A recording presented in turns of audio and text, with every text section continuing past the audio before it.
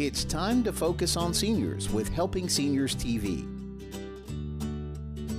The television show designed to make you aware of senior issues and needs, as well as to acquaint you with the resources available to help you age in place and with dignity. Now, here's your host, Joe Steckler. I'm Joe Steckler, and welcome to Helping Seniors, the television arm of Helping Seniors of Brevard County. Our show is designed to provide you with information on how to develop your own aging and care plans. Our topic today is radio and media, and our 14-year heritage of creating radio programming of interest to seniors on radio station WMEL. Joining me today is John Harper, owner and president of AM 1300 WMEL Radio, and Kay Kaiser, who is the information specialist for Helping Seniors of Brevard. Welcome, John. Thank you, Joe. It's a pleasure to be with you. It's a pleasure to have you. Folks, generally, John is handling the control booth at the radio station and always telling me when to shut up and when to talk. Today is my turn to turn the tables. Yeah. 14 years.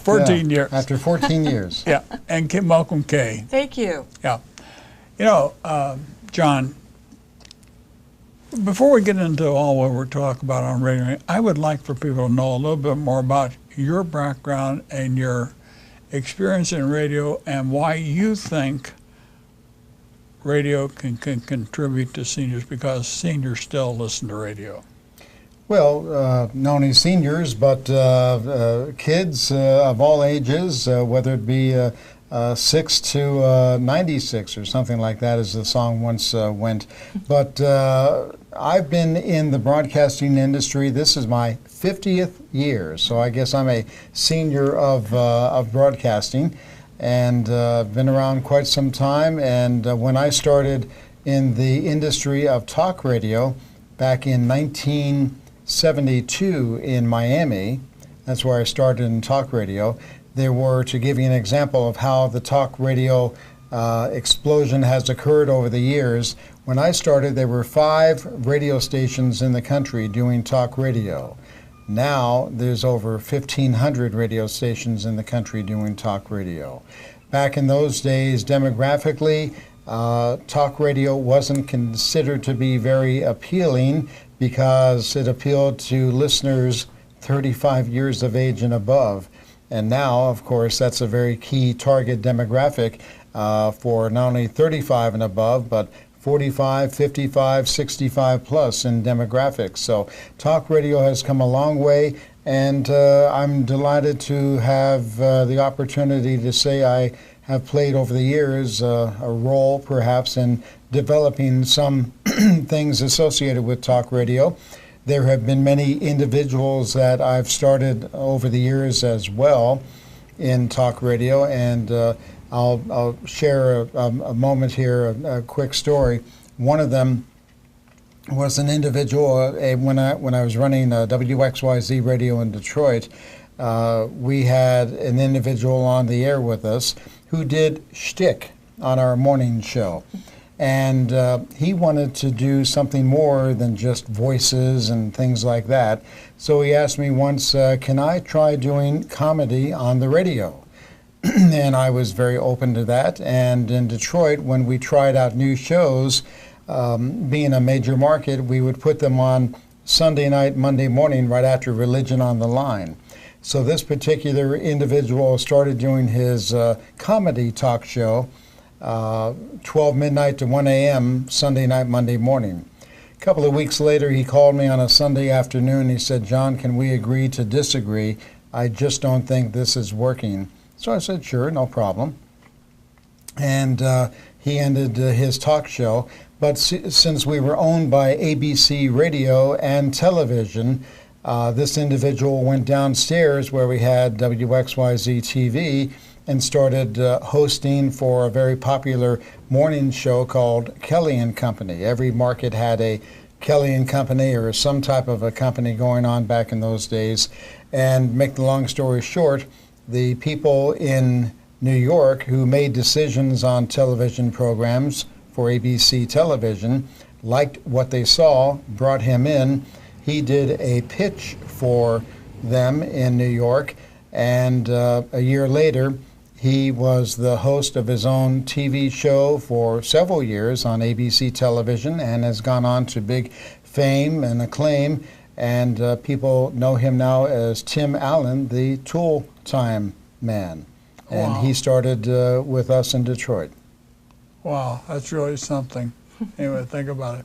But you know, I go back and I think about my own association with you.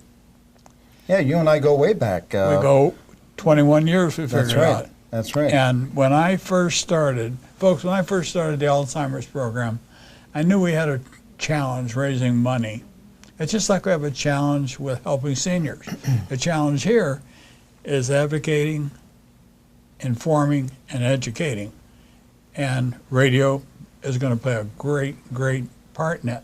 But you did the same thing with me 21 years ago when John had just started a radio station, right?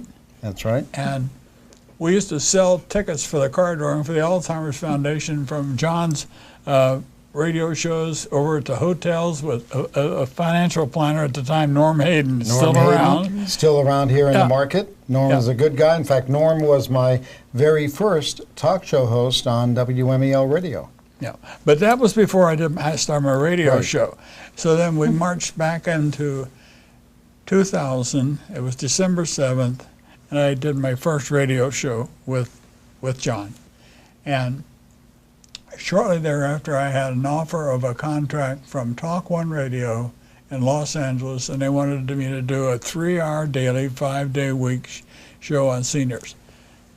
Ironically, folks, John putting me on the air, we were the third radio show in over 11,000 in the United States that address senior issues. You might be the Lone Ranger, the only one doing this here in the nation, but you're serving a very valuable purpose, a very important purpose in getting that information out for seniors. There's no other type of outlet than what you do on a weekly basis here on WMEL Radio. That's right. And by putting what we're going to talk about on the television, we hope that this will translate into more people listening to radio station WMEL AM 1300 every Thursday afternoon at 1 p.m. But you can listen to WMEL because you have a whole host of other programs, and one I like particularly is a guy named Dave Ramsey. Dave Ramsey is great. Dave is with us Monday through Friday from 2 o'clock in the afternoon. He follows your show, and he's on from 2 until 5, Monday through Friday, every afternoon, and does an outstanding show. Dave Ramsey, very, very popular, and a lot of people really follow him with great interest, and he really gives out great advice. Do you know why I like Dave Ramsey?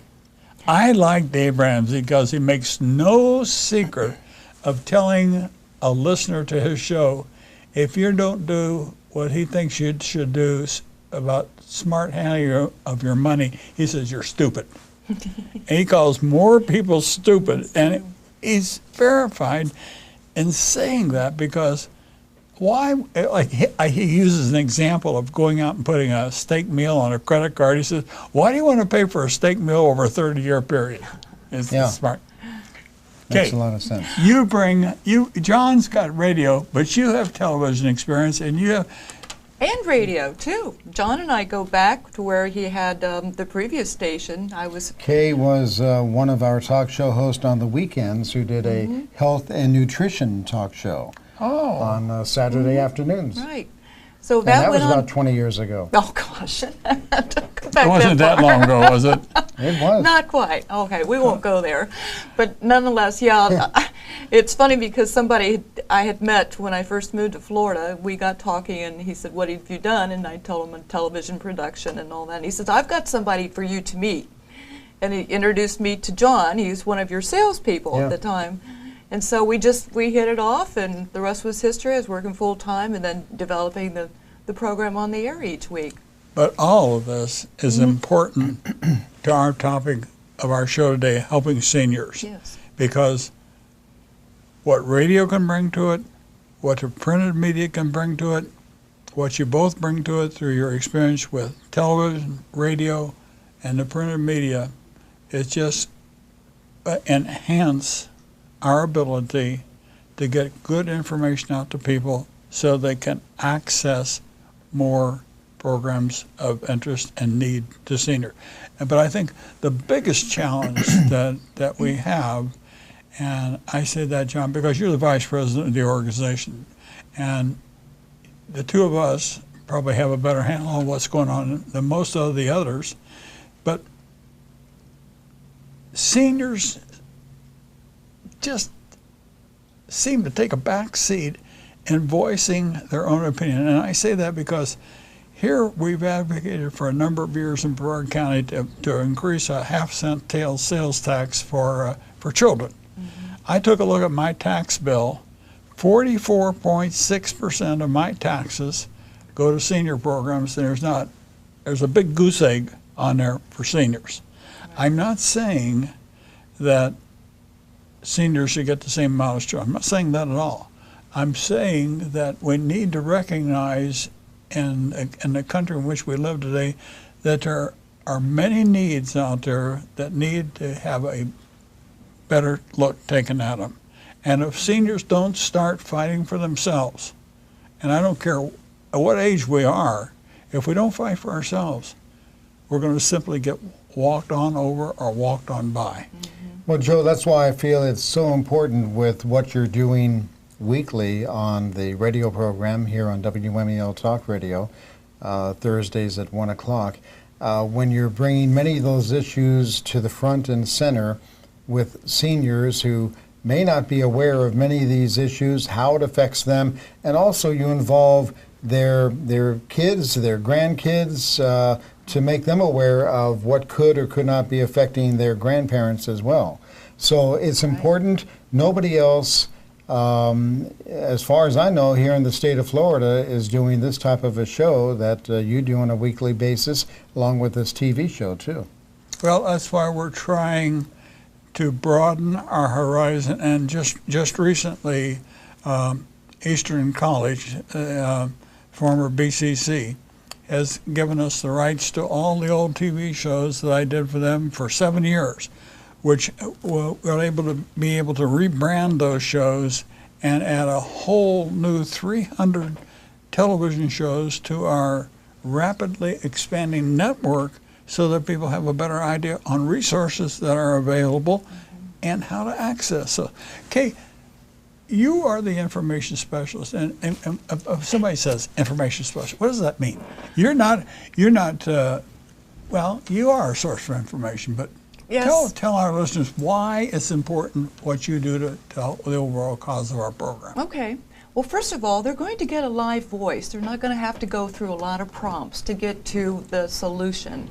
I find that I more or less try to help develop a relationship with the caller that I have online, because often it's many issues. They may be thinking of one initially, but in developing a conversation with them, it branches out to some other needs. So it's a personal approach I take, and I'm having worked in the senior market for a number of years and taking the time to listen. Sometimes it can be just as simple, I'm lonely.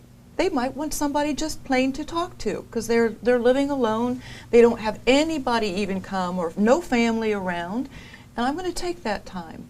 But I have built such a large, and it's continuing to grow every day, my resources, so that I tell them if I can't find the answer today, I will dig in and find it for you. And they truly appreciate that. So they know that they have, by calling Helping Seniors of Brevard, an organization that truly cares and is making a difference. And the compliments and the testimonials are expanding rapidly. Yeah, I think that's important, but I think that's something that that viewers need to be aware of is the fact that talk radio, especially WMEL, is a local talk radio station, which sets it far and apart from other shows. Well, like some of your competitors, your local competitors. They're we're locally owned and operated, yeah. Pardon? We're locally owned and operated. You're locally owned and operated, and you can put on your station the programs you want to put on. You have a lot of local talent. I'm thinking of the nutrition guy. Tom Sokoloff. Yeah, Tom Sokoloff. From But he's on Paradise every Health. day, and he goes all over the country And now. Tom Sokoloff is now nationwide, originating from our studios. Yeah. But Wow. it's the type of information, a local show. You've been able to champion us when I was over at the Alzheimer's Foundation. You're doing the same thing with helping seniors now. You realize from your time in radio the importance of good information. Information is information is information. Some information is much better suited for broadcasting than other information. Well, it's got to be relevant. Yes. Relevant is Yes. important. Yeah. You can give out just a lot of dribble and it means nothing, but the type of information that you present each week on your talk show is relevant to the senior market. It's relevant to the children of those seniors as well. You had Bill Johnson on as a guest, an elder law attorney, just recently, and he talked about many issues that many seniors may not be aware of, and also their children would not be aware. And the information was priceless and very helpful, and that's the type of thing you do on a weekly basis. I'm amazed often, John, with some of the panelists I have on, and what just happened during our recent filming with the Space Coast Center for Independent Living. They are doing things here at the Space Coast Center for Independent Living that I was not aware of, and I've known about that organization for 20 years. But I was amazed at some of the things they're doing with technology, with hearing impaired people. Too often we think there's just the Association for the Deaf and the Association for the Blind. But there are other programs that if we did a better job of informing, and that's why I think local talk radio is very appropriate, because we can adjust. Sure, we can move on a dime. Yes. And make the information relevant to our audience, no matter what that audience may be. As a radio person, there's a book called The Rise and Fall of the Roman Empire. But there's also a thing I call about the rise and the fall of the local newspaper. And I am very, very fearful that more of our local newspapers are going to decline to the point where they can't be published because of expense, because they make their money through advertising, as does radio. But do you think I'm being pessimistic and worrying about our ability to project information in the future? Whether it be through the newspapers, television, or in my case, radio, I don't look at it as a lot of gloom and doom. First of all, newspapers are starting to, many of them have hit bottom and are starting to resurface, using one of your submarine terms. Yeah. I think newspapers will still be around. Obviously, the landscape for the newspaper business has changed, and I can't really talk firsthand about the industry. However, I'm a big believer in newspapers, and I read every day in our trade magazines about readership and advertising in newspapers is coming back up. They've had to go through some rough times and fasten their seatbelt, but I think they're starting to come back. Will it ever be like it was back in the go-go days of the 50s, 40s, 60s, 70s, or 80s? No, it won't. But at the same time, there will always be a place for newspapers. Television is retooling in many respects, trying to do more cost-efficient programming that can help them survive in the long run. And television is doing well. Of course, cable has had a major impact upon listeners, or I should say on viewership of over-the-air television. The internet has had a big impact as well, and radio too. I'm happy to say that overall the radio industry is, we're doing as well as we've done ever in years gone by. The listenership to radio, in addition to all of the other mediums, we're still there. And I'm very pleased about that. Now, that's not only talk radio, but that's also the other music formats as well. But radio is doing well. Advertising levels, despite all of the competition that we have for advertising dollars, the radio industry is still there. The internet has, however, played a major factor in our having to retool certain things the way we do compared to old days. But at the same time, it's forced us to be more competitive and listen more to what our listeners are saying and asking for. So overall, it's been a good thing. And I try to make a friend out of change, and therefore we're moving forward. Yeah, just think about what you're just saying. Our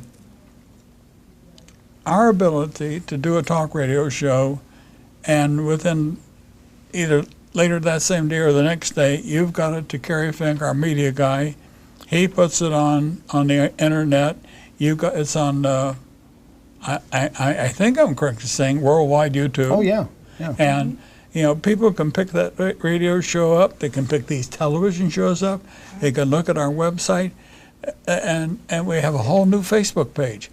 But the intermingling of radio, television, newspaper, hometown news, senior scene magazine, all these things we're involved in, they promote our sponsors, but more importantly, they enable us to reach a broader audience with information that is so necessary for seniors to live cost effectively. Well, very true, Joe. That's a great point. And the smart advertiser, the smart person doing a talk show, putting a talk show together, whether it be on radio or television, not only is going to utilize radio as one of the mediums, but they're going to recognize the fact that the Senior Scene magazine can be very helpful as an additional tool of getting the word out.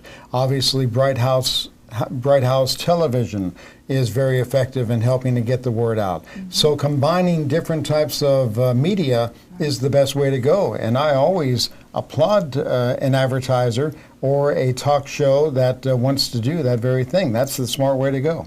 Well, I think one of the smartest things I've done since I retired from the Navy was to meet and hook up with you and have you sort of force me in a nice way into doing some things that I had never done before. And then when the opportunity for television came along, I feel good about doing what we do because I think it's for the right reasons. Mm-hmm. And that's the one thing that I've always felt about your radio station, that you contributed to the good of the community. And that's why I always ask people to sponsor programs at WMEL. I feel good about it. I don't feel like I'm promoting monetarily. I don't feel that. I feel like I'm promoting because it's a good, right thing to do. Okay, you've admitted that you've been in television, radio, and you've done all this. Mm-hmm. You've heard John and me talk. Mm-hmm. What would Kay Kaiser, information specialist, add to what we're talking about today? Well, I believe what you both have said is absolutely correct. We're expanding. We're doing everything that we can in our power to get the information out to our population and seniors and their caretakers in Brevard County. And it's just amazing because there are other ways people can look at, well, I'm going to do this or do that. But then when they call us, they say, you're so different. You are absolutely different, and you're doing such a good cause. Yes, I think that makes a big difference. But there's also something else that WMEL does that it's of particular importance to seniors, and that is your programming. The Hurricane Hunters, and and all the space shots. People come from all over the world, John, to watch that darn thing lift off that site out there. But you're always on top of that. You're always there with the coverage, and you do all these things. You help people when I know when everybody else is leaving, you were still at the radio station with the Hurricane Hunters. These are all important things. these are things that affect a lot of seniors, but these are also things that seniors like to keep up with. The shuttle shots, where hurricanes are going, what's happening in the world. And that's what a local talk radio station does, and effectively. Absolutely. And I believe so strongly, Joe, in combining the best of our local programming with national programming. You mentioned all of the rocket launches. When we did the first launch that NASA had for the Orion spacecraft, we were there for that, and presenting the information for everybody to hear. We had hundreds of phone calls of people calling up and thanking us for our coverage of that. When we had the hurricanes, I believe, if my mind serves me, about 11 years ago now, that hit our area, we were the only radio station to stay on the air with hurricane coverage 24 hours a day, 7 days a week for an entire week. Right. And we gave up all of our advertising to present the information and to take calls and to help people when they were in a very desperate time of need. And we're very grateful for that opportunity. Every now and then I'll still go somewhere and someone will come up to me and say, "You saved my life." And I kind of turn around like, what are you talking about? But they're referring to the fact that we were a voice in the night. We were a voice who was there during the hurricanes, and I'm very proud and very happy of that. That's a very special moment. A lot of people don't think about what it takes to do those things. You mentioned something. You had to give up part of your revenue in order to help people. Talk radio can do that. Syndicated radio wouldn't do that. As the Vice President of Helping Seniors, what makes you feel good?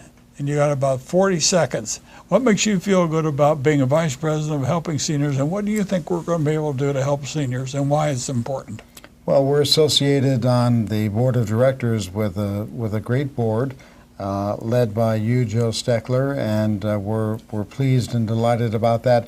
But I think what the organization can do in the future as we move forward is to make more of those contacts with seniors who are in need. Kay Kaiser mentioned some of the people that she's helped in the past, and we hope to reach out and make people more aware of what we do, how we do it, and to develop those types of contacts to help seniors in need in Brevard County.